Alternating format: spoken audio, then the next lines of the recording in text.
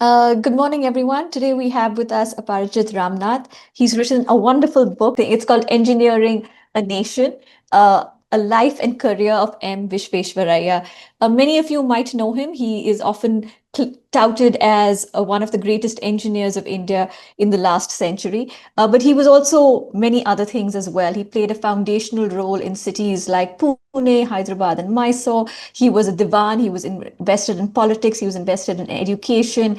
And as Aparajit writes, he was also, if you use a Mysore sandal soap, it's because of him. If you go to Kharakvasala and you enjoy the dams and you're getting water in Pune, it's because of him. So he's had many roles. And I think this book, what it does wonderfully is it tells us about a man, but it also tells us about what India was going through during this time, right? It was a formational period in India. We're talking about 1861 to 1962, which is the trajectory of M. Vishveshwaraya. We can call him MV, right? I think. Sure, I think that would be easy. Yeah. Yeah, of MV, who lived till 100 and had this very, very storied life.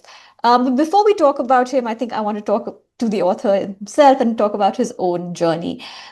So you are an engineer by training. You went to BITS, and then I think you transitioned and you studied the history of science and the history of engineering. So can we talk a little bit about that journey and just your sort of own personal trajectory before we go to the subject of the book? Sure, absolutely. I think because this is quite a personal book in that sense because it's closely connected with my own trajectory. And as you mentioned, my first degree was in engineering. I did a degree in electrical and electronics engineering at BITS Pilani. Um, See, I grew up in a milieu which would be very familiar to many people of my generation. I went to a school where there was no arts and humanities option after class 10, so it was either science or commerce. I had great fun in the school. I enjoyed my science subjects and so on, but it was just an atmosphere where no, it never occurred to anyone that one could professionally pursue subjects other than engineering or medicine. And of course, this has become a bit of a cliche these days, but it really was that way. And so I found myself drifting into engineering purely because I was reasonably good at maths, physics, chemistry, and so on. It really captures the reality of that time. I mean, for many people, those were the real options. And so in my class, everyone was, hoping to get into an IIT or equivalent college. And that's how I drifted into engineering. I didn't realize that at the time that you know becoming an engineer probably requires you to have a certain innate curiosity about building things, taking them apart, tinkering with things, and all of that, which I had not been very stellar at growing up. And when I went to college, I realized again that I could get the hang of things and so on, but I found myself attracted to other subjects, and I also realized over time that I was not really going to make my career long term in the field that I was training for. However, the question is, what do you do then? I mean, you don't have a precedent, and so it took a lot of soul searching and reading and talking to people. And I even worked for a year, as it happened, in Bangalore in a computer networks company. And all of that time, I was trying to figure out what it is that I really wanted to do. Of course, I'd always been interested in books and writing, but I figured out that also had been interested in history in the past. As a child, I'd been fascinated by archaeology. Um, I mean, to the extent that one could understand it at that stage. And so finally, I worked out that there was this way that I could sort of make my way into the field of history because I discovered that there's a field called history of science and tech, and that it was fairly open to people from non-history backgrounds. So, a lot of people who study the history of science come from science and non-history backgrounds. So that proved to be the game changer for me because that allowed me to get into a field that was both sort of suited to my aptitude and my interest, but also matched with the things, the world that I was familiar with, the world that I was trained in. and so it was the bridge. So this is becoming a very long answer, but to cut it short a little bit, that's what influenced my choice of topic as well. When I did my PhD, I was working on the history of the Indian profession, engineering profession in the late colonial period, just trying to understand where does it all start, where does the prestige, the the I wouldn't say glamour, but the attraction of this profession for the Indian middle class, especially, where does it originate historically? And while I was doing that work, which turned into my first book, of course, Sir M.V. Visvesvaraya's name would pop up in the sources very frequently. And I realized that here was a fascinating figure, somebody who really was exceptional in many ways, and who needed to be understood really deeply and reflectively. But of course, my PhD and my first book was not the place for that because my questions were different. And so I filed it away at the back of my mind, thinking that at some point in my life, when I'm older and wiser, I'll probably get to it. And so that's how much later, when I started working on my second book, that became the topic for it. So you mentioned your first book, it was called The Birth of an Indian Profession and an Engineer's Industry and the State. And, that's probably when you first kind of, you said you filed away the idea of MB. But I think in the book, it's interesting about how you mentioned when you first encountered him. And, this was when you were a child. And maybe we can just talk a little bit about that first encounter with him. Sure. And of course, memories are, are fragile things. So this is how I remember it. I remember it. I remember coming across a lesson on Visvesvaraya. I think it was in our Hindi textbook when I was in class 5 or 6, something like that. And you know how you're taught about various important figures, and there is a certain didactic element to it to teach youngsters about the values of perseverance and of nation building and so on. And I think it was in that context that we had a chapter on him. And I have a vague memory of, how our textbooks used to be. There used to be monochrome color, and so I don't really remember many of the details, but that was lodged in my brain. So I knew who this person was, had some idea of it. And in some ways, it's strangely appropriate because this textbook was probably common to people across the country, but I was at that time studying in a school in Pune, and that was the city that actually was home to Visvesvaraya for some 14 years, and which actually turns out played a crucial role in his intellectual formation in many ways. So I like to think of that as my first encounter with Sir M.V. And of course, over the years, one kept hearing his name. In college, there would be Engineers' Day celebrations, which of course is celebrated on his birthday, 15th September. And then I lived briefly in Bangalore, as I mentioned. So you can't not be aware of his legacy when you're there. And so it continued.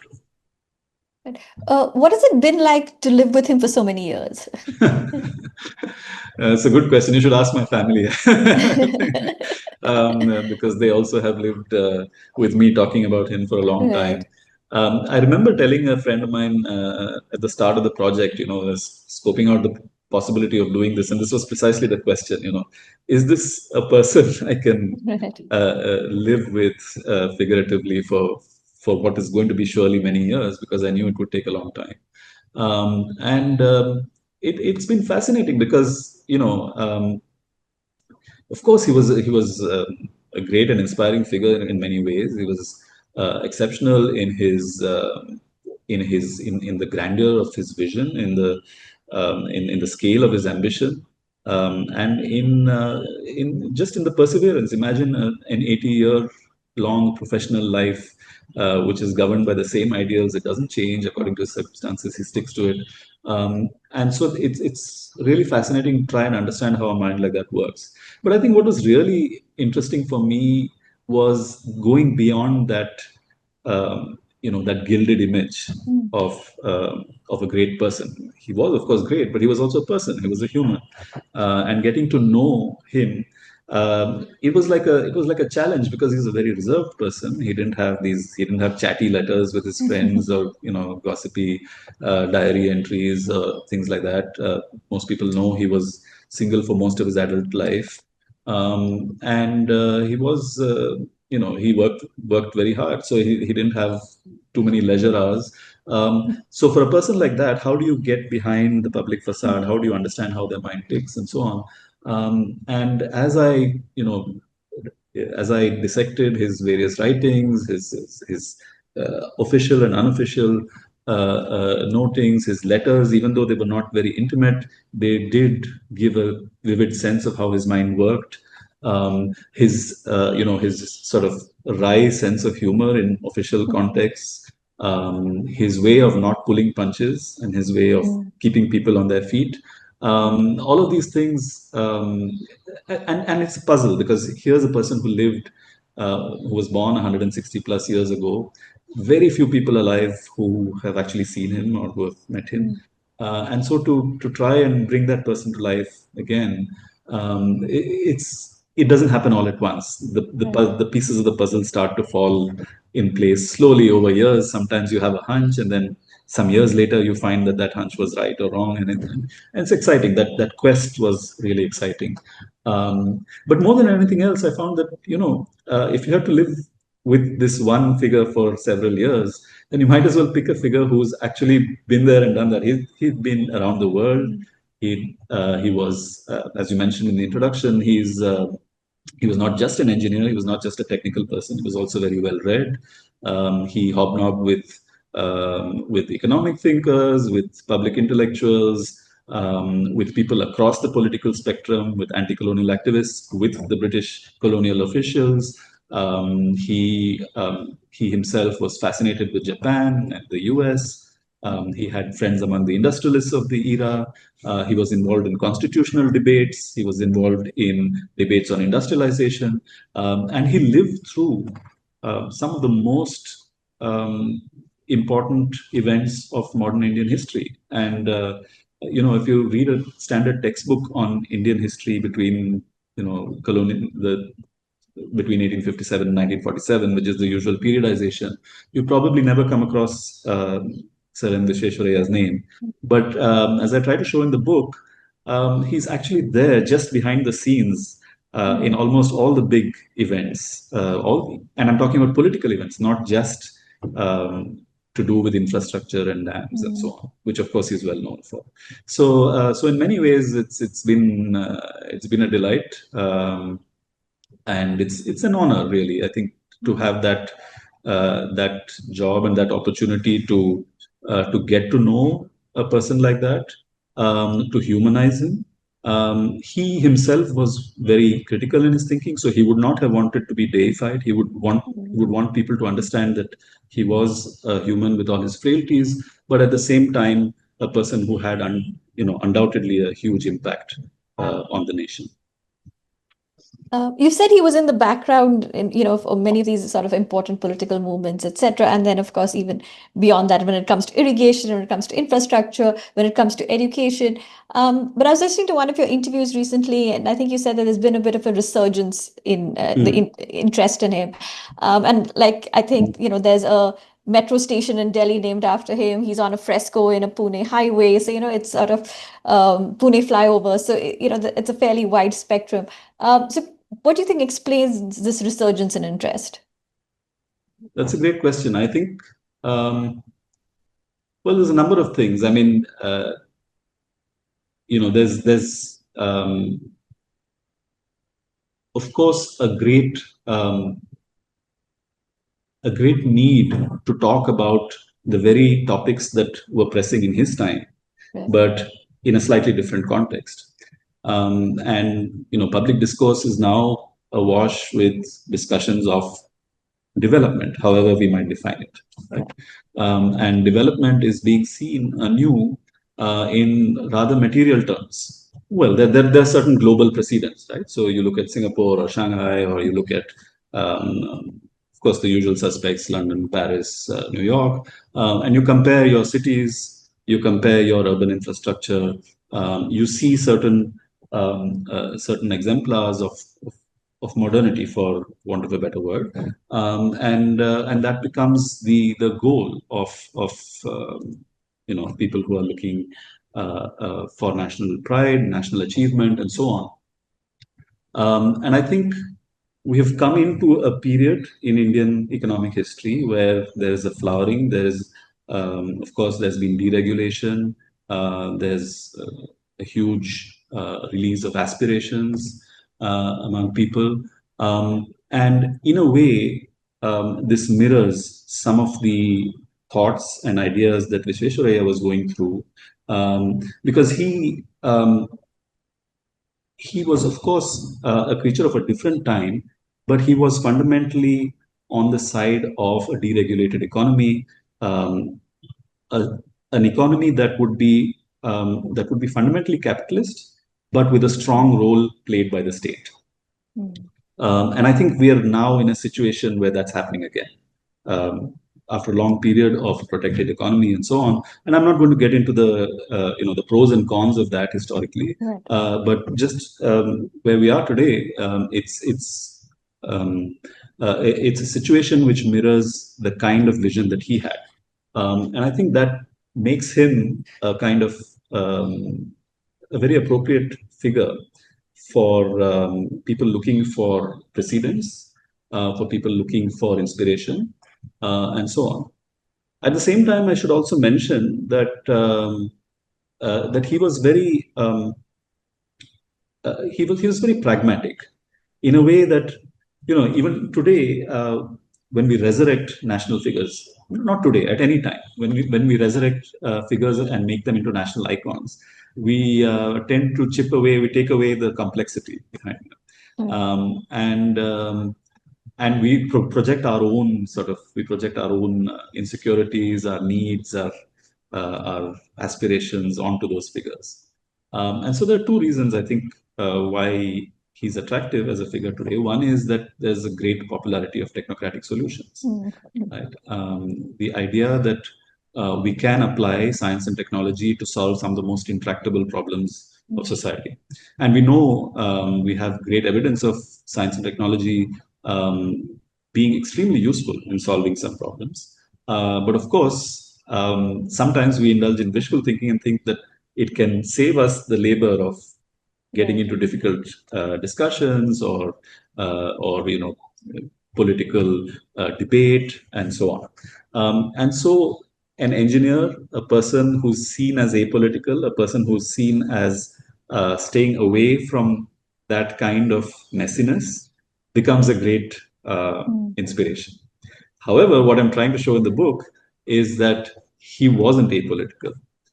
Visvesvaraya was extremely practical, but he took clear political stances.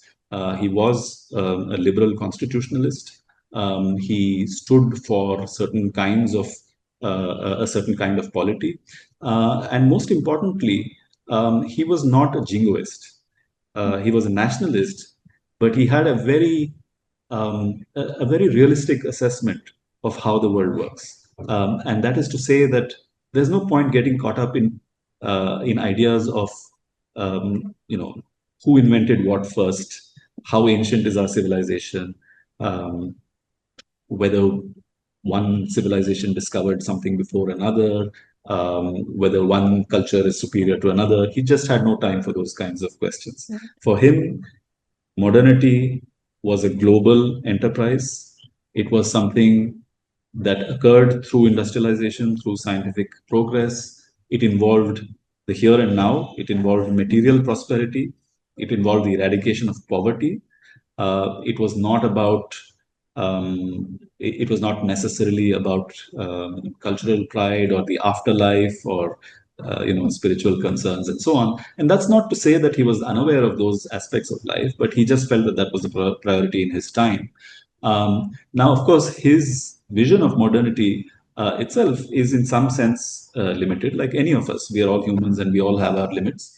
But I think it's important to emphasize that it was a global vision. It was a vision that did not get caught up in questions of priority or any kind of jingoism. And it's quite a fascinating chapter about him and Gokhale and what they're trying to do and what they're up against. So maybe you can just talk to readers about and listeners to about that, because I think it's a fascinating period, and it also tells us about how primary education we just take for granted today actually has, it's got a great and storied history. No, absolutely. The I mentioned earlier that Pune was central to Visvesvaraya's intellectual formation, and that's because in his years in the Bombay Public Works Department, he became a very close associate of the Pune liberals. So M.G. Ranade, Gopal Krishna Gokhale, and others of their ilk. And Gokhale was actually of a similar generation. He was a few years younger to Visvesvaraya actually, but Visvesvaraya looked up to him as a political thinker. And it was one of Gokhale's great projects when he was in the Imperial Legislative Assembly or Legislative Council to push for a law for compulsory education between the ages of, I believe, 6 and 14 or 6 and 11, something like that. Across India. And of course, the colonial government kept pushing back against this on grounds of cost and other things, and so he was unable to do it. And Visvesvaraya by this time had finished his innings as a PWD engineer in Bombay. He had become Diwan of Mysore in the 1910s, in 1912, and so he tries to implement Gokhale's goal, or he tries to achieve the same in the more limited jurisdiction that he had charge of, which is the princely state of Mysore. And as we know, princely states had some degree of autonomy, so he could try and do things which were not so easy to do in the British provinces. And so he pushes for this. There is legislation that is enacted. Of course, there are several loopholes and provisos that are created to make it politically palatable, because otherwise people would have opposed it on various grounds. For example, they say that, oh, uh, you know, we need our families to be with us on the farm, etc., etc. So they addressed all of these concerns. And they tried, as I said, very hard to implement some form of compulsory education, though it never became completely universal. And so you see that thousands of new schools. There were schools that were private schools, government aided schools, and so on. Of course, it is difficult for us to reconstruct how successful these were, what was, to what extent were people sort of getting the same quality of education that they would have got in the earlier schools, etc. But the statistics clearly show that there was a strong commitment towards scaling it up. And this was absolutely clear from the data. What's also clear is that there is a deep reflection on the curriculum. And so there's a lot of interesting things which we think of as, at the time, which were considered very novel. So the kindergarten method, what was known as the Sloyd system, which was a Swedish system of craft-based training, an emphasis on physical training and sports. So all of this is quite clear that a lot of thought went into it. I must also mention as a context that Visvesvaraya inherited some of these things from his predecessors in the Mysore administration. So although he was far-seeing, he did also have enlightened predecessors, particularly Diwans like Rangacharlu and Seshadri Iyer. And to some extent, he's building on those legacies, but he's also, boosting them and pushing them forward at a much faster pace than anyone had done. Right. A character like him is fascinating, and I think book brings that out as well. Is he is a PWD engineer during a colonial period, right?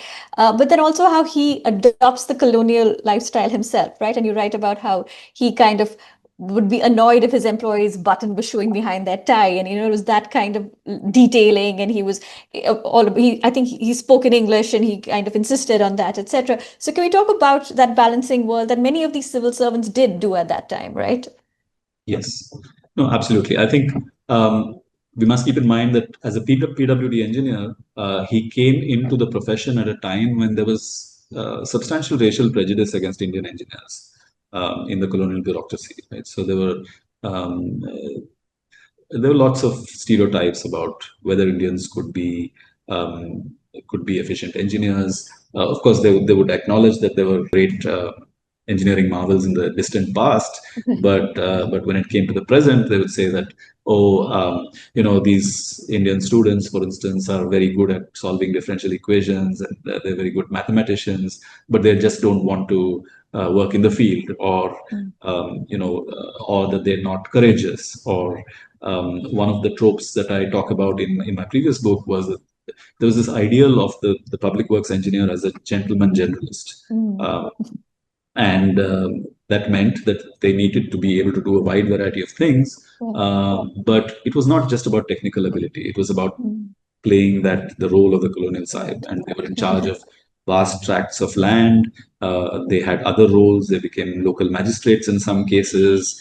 Um, they, um, they they had, of course, huge bungalows, retinues of servants, 10, 12 people at least. Um, they would go on these stately inspection tours, whether it was on the railways or on horseback. Um, and so there was this idea of what made somebody an engineer, somebody who showed what they called character, somebody who could take difficult decisions, independent decisions, somebody who had physical courage, and so on. And so the narrative that was spun was that Indians were technically fine, but they didn't match up to those ideas of colonial sort of gentlemanly culture. Or they would say that, oh, for instance, Indian engineer cannot be objective or cannot be impartial because, for instance, if they're working in an irrigation canal, then and there's a conflict between two communities, then they're going to side with their own community. So, so these kinds of discourses were rife when Visvesvaraya enters the public works department. And so for Indians who want to be accepted and who want to be taken seriously, um, they need to convince their superiors um, that they have understood the cultural code of the service and its primary aims. And so he really basically out Britishes the British. Right? He becomes. I mean, there's a small wisp of paper in the archives which I was fortunate to find, which is one of his early evaluations, and he says his English was, I quote, unexceptionable, and it's a very odd construction for us, but basically it shows the kinds of things that mattered. I mean, he needed to put his best foot forward, show that he had mastered the sartorial codes, his English, his report writing, his drafting was really good. He understood also. Um, he also understood that actually standing up to his superiors had a certain value, and he was respected for it. As long as he didn't completely go against the colonial bureaucracy, at least in his earlier years, or he didn't decry colonial rule outright in his early years. He was remarkably independent when he was asked for his views on certain irrigation policies and technical matters, and he didn't hesitate to contradict or to question his superiors on certain matters. And in a strange way, this endeared him, I think, to his superiors. So I think for a lot of people in colonized situations, I think that emphasis on presentation became very important because you could not give um, the ruling elite any cause to find fault with you. And I think that's where his emphasis on dress and so on comes from to a certain extent. And he instills that in his subordinates and everybody else. But it's more than that. I think I argue somewhere that he is a product of a Victorian education. He studied in the Wesleyan Mission High School in Bangalore, in the Central College, where he was a favorite of a Cambridge educated English principal, Charles Waters, then in the Pune College of Engineering, then known as the College of Science, where again, you look at the syllabus. I mean, the people of their vintage are reading Tennyson and Shakespeare, and when they're reading even those who are studying science and engineering are reading philosophy and history, but Mm. of course it's largely English philosophy and history. Right. So they're rooted in those ideas. He's also rooted in Victorian writers like Samuel Smiles, Mm. who wrote books with titles like Self Help and Thrift and Character and so on, and who was, by the way, a great admirer of engineers and who saw Mm. engineers as the builders of Imperial Britain at that time. So all of these influences clearly are becoming part of who Visvesvaraya is and how he thinks. But then it doesn't stop there. He adds to that his own independent observations when he goes to Japan, he goes to America, Mm. and later in life, from the middle of his life, he becomes an increasingly strident critic of, if not colonial rule itself, of the colonial administration. Mm. Um, and especially when it comes to policies on economics and industrialization, he says that they're not doing enough to make India a prosperous, economically autonomous uh, entity, whether you Right. use the word nation or not at that point. It's interesting how you mentioned about how, there was sort of the gentleman, engineer, and how I think physical courage was also part of it. And I think early in the book, you have this account of him sort of, riding a horse and swimming a river. And I think he was also proud of that incident himself. So maybe we can talk a little bit about that because it's a fairly dramatic scene for, and one doesn't usually imagine engineers to be these very daring do characters. Well, I don't know if engineers would be happy with it, but but I think that's part of what's happened to the definition of engineering, right? I mean, engineering has become a much more capacious term today. So, people like I was fresh out of college, sitting at a computer in an air-conditioned room, could be called an engineer. But that's very different from what it was in Visvesvaraya's time, where it almost always meant somebody who was out in the field in some form. Um, and but you're right that it's certainly not the image we have of Visvesvaraya, right? The iconography of him is, as you said, always dressed almost dandyishly, with his turban, and with his walking cane, and you think of him, you don't think of him as someone who's out there. But as it happens, we have good evidence that he was very active when he was in the field. I mean, he was still very well dressed, but he was not someone who hid behind the desk. He actually went out and got the lie of the land himself. And The incident that you mentioned happened when he was very young, I think in his 20s, in the first couple of years of his work as a public works engineer. And he was in the Bombay PWD. He was posted. Um, his first posting was in Dhule, or Dhulia, as it was. Is also known, and he recounts this incident where he was asked to work on a siphon beneath a flowing river, and he says initially that it's the monsoon starts, and then he says it's not efficient to work now, so he asks his superior for some more time. He says when the rains abate, we'll do it, and the superior unexpectedly says, it's not your job to say when it can be done. You need to get it done. And that's when he does this, and he goes and he camps in villages. He's fording the river. He eventually gets it done in the teeth of the monsoon. Of course, this is his own telling of it several years later.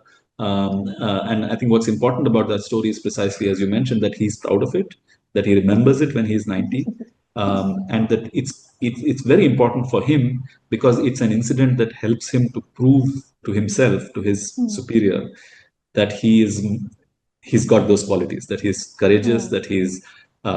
that he's got initiative, and that he's not making excuses. And I think that's why this incident finds a place in his memoirs, because it's very significant for him as an early instance of how much he cared about being taken seriously and being viewed as an equal. Right. You mentioned earlier about how he had this very tragic personal life, right? Like he was widowed twice, separated once, never had children. And all this was by the age of 30. And then he lived till 100, right? So it was, a long period of sort of being on his own. But with the absence of sort of, a personal letters from other people, what are some of the challenges of creating him, right? Like how do you create this stalwart bachelor figure in a way. Yeah, I think that's that was indeed the challenge. And as I mentioned, book when I started out, for the longest time, I thought I wouldn't have enough material to make a book, and as it turned out, it's quite a long book. So I think there are letters. It's not that there aren't letters. It's just that there not many of them are what we would call absolutely personal letters, right? So Right. it's almost always to do with some work or some project, but there are flashes of personal insight in them, Mm. and or flashes of personality in them, and or even in file notings, for instance, right? So, for instance, Sir Ashutosh Mukherjee, the famous Calcutta scientist, he comes as the convocation guest to the University of Mysore in one of the early years, and he's writing. And there are this is correspondence with Visvesvaraya, who was Diwan at that time, and about what arrangements should be made for him and so on. And he's asking a lot of questions. Can I? And by the way, that's the time of the influenza, so he's asking, is it safe to travel? Can I also see this other place? Can I do this and that? And so Visvesvaraya writes on a file to his colleague, that Sir Ashutosh seems to want to kill a whole flock of birds with one stone. Right. So there are these little things, these wry sort of asides, that give you a sense of how his mind worked. There are also these, of course, stories from people who worked with him. There are very little, indirect indications of how things are working. For instance, one of the most humanizing, or one of the most human episodes, I think, for him, or in my understanding of him, was when I found out how he dealt with critics. And in the 1920s, especially the decade after he had finished his innings as Diwan of Mysore, and he was also incidentally back in an honorary capacity as chairman of the Bhadravati Steel Works at that time. Sorry, Iron Works, and later Iron and Steel Works. But at that time, there were these series of critical comments and articles that would appear in the newspapers about his innings as Diwan. People saying that he had been profligate in his spending. Sentiment. That they had spent vast amounts of money on these big projects, and that these were white elephants and they were not showing returns and so on. And some of these attacks became quite personal. And there was especially one person who wrote under various pseudonyms. Um, and then if you see, there are these, Visvesvaraya's personal papers. When I say personal, again, not personal in the sense of personal letters, but his cuttings and his scrapbooks and his official letters and his reports and all of these, they run to some 30 printed volumes. Oh. And so you can look at how he dealt with all of these situations in his working life. And what he did in this case was he or his secretary or whoever it was maintained typed extracts of all of these criticisms. Mm. And you can see that he's pondering taking legal action, saying that this is defamation. Um, and in one place, next to one particular comment, the words are typed difficult to read. And it's, you know, maybe he's talking about it being illegible, but I think it's more likely that it said this really, it hurt Oh, him, right? okay. It was something that really cut to the quick, cut him to the quick, and he took great pains to refute all of these allegations. Mm. Or they're not really allegations, but they're opinions. So Mm. he's refuting these criticisms. He's going into great detail. He's talking about why his vision or his investments are in the public good. And so he's very sensitive. He's very confident on the one hand. He has, of course, an image of himself as someone who's important historically, but at the same time, he's also very human. He's very sensitive. He cares about how people think about him, and he cares about being seen to be correct, which I think Right. is a very very which is becoming an increasingly rare quality these days, and that's something that I really appreciated when looking at his dealings with various people. There's another letter that he writes to someone. So when he's Diwan, a bunch of business people, a delegation of business people from Mysore, is sent by the government to Japan to go and see, how they're doing things and whether they can come back and get some lessons. And this one person comes back and writes a letter to him. Uh, I think he gives him a gift basically based on something that he got in Japan. And then Visvesvaraya writes a letter to him saying, "Thank you so much, but I cannot accept your gift. I have had to disappoint other people in the same way. But I'm just glad that you went and got this experience and so on." So I think these you're reading between the lines in various kinds of situations, which are not necessarily only personal situations. The personality shines through even in official situations. But of course, there are also some very important sources in his later life when he was, I think, in his late 80s or and beyond. He lived with his brother's son's family. And so his adoptive daughter-in-law has left very evocative descriptions of how he was at home, how he, for instance, uh, when children asked him for his stationery, and of course there are these stories about it, and how he would try to explain to them that it was official stuff like that. So we have all of these flashes, and then you find that there are also unexpected vignettes that come from other people. So for example, Srinivasa Shastri, V.S. Srinivasa Shastri, the great liberal leader and Servants of India Society stalwart, he was visiting Pune, Pune as it was then, and he talks about a place called the Deccan Club, which actually Visvesvaraya and his friends had set up. And he goes and Gokhale introduces him to Visvesvaraya, and he describes how he is over there in the club, and so you get these images of him in different contexts. And I think one of the things that I find fascinating is, of course, as a historian, we want to make sure that there is very clear evidence for every contention that we are making. And so, whether it's an interview, or it's a textual reference, or it's a document, or it's a newspaper report, or whatever it is. And I'm very, very careful in this book to make sure that everything is backed up in that way. But it is also true that there are several truths that emerge which are not located in any one document, but which come from the immersion in many different things, right? So it's you can't point to one source and say this is how I know that he thought like this, but the sum total of all your engagement with him makes you understand that this is how he may have thought in certain situations. There was something that you said previously, and I just want to pick up on that about how he took criticism very seriously and he printed it all out. How do you deal with negative reviews? Are you like him? Do you? Well, my problem at the moment is not enough reviews, not negative reviews. So I'd be happy for some more, for some more reviews. It's a good question. I think, of course, when one spends so much time and effort in something like this, it becomes, you know, it's hard not to take criticism personally, and it's hard not to immediately counter and say, no, no, no, this is why I said this, or this is how I said that.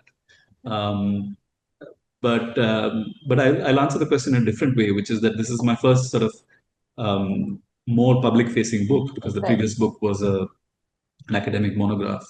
And with academic monographs, it's primarily for other specialists. It doesn't go out into bookshops. It does go to libraries. But in writing this, I was very conscious of the fact that I do want it to reach a wide variety of people, people who are, people who are interested in various aspects of Indian history, engineering, Sir MV himself, but also professional historians and others who are interested in our understanding the past. And so, of course, I was conscious of how people might react to various things.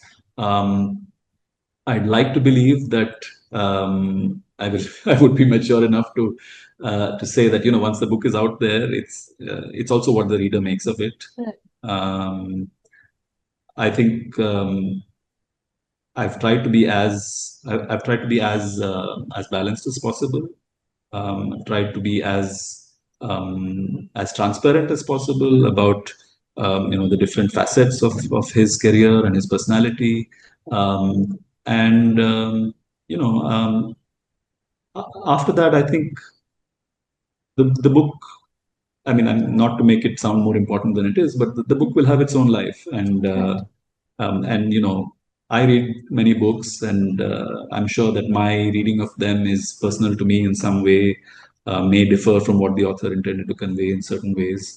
But I think it's. I wanted the book to be an experience for the reader. I wanted them to enter into that world.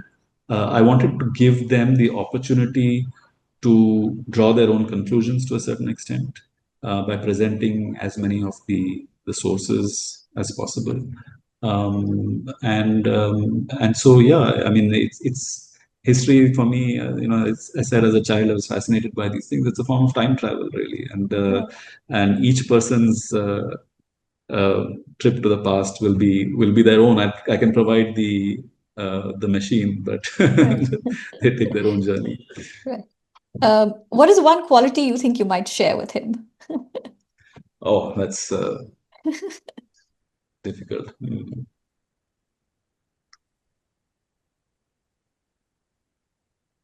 Certain amount of pedantry, maybe. I would Yeah. say maybe diligence, right? I Yes, mean, just except kind of. I'm not at all as decisive and as quick as he. I take a Right. long time to decide about things. He was quite quick and Mm. decisive, but yes, he was very diligent, and I hope that I have some of that.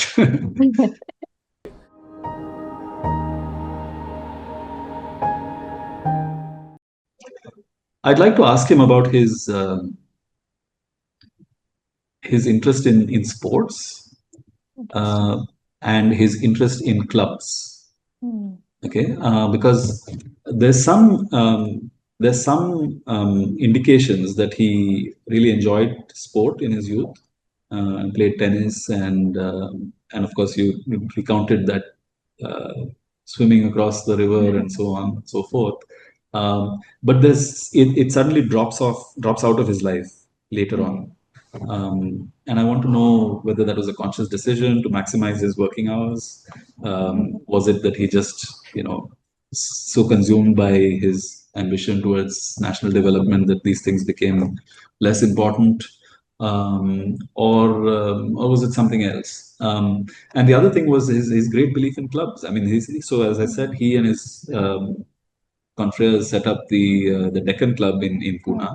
Um, he's also associated with the Century Club in Bangalore. And he really believed that clubs were intellectual spaces that could Mm. broaden one's mind, alongside travel. Mm. Um, and so I would like to ask him, how he saw this working and where he got these particular ideas from. I would want someone um, who bears some resemblance to Sir MV, if not in looks, then at least in demeanor, Right. and the way that they're able to embody that very particular daring that he had. Um, I would like it to be someone who's familiar with his milieu. Mm. I would, somebody who can really inhabit that world, who has some connection to it.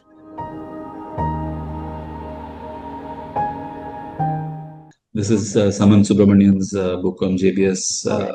Haldane. Such a beautifully written book. Um, really gets to the core of the subject in many ways.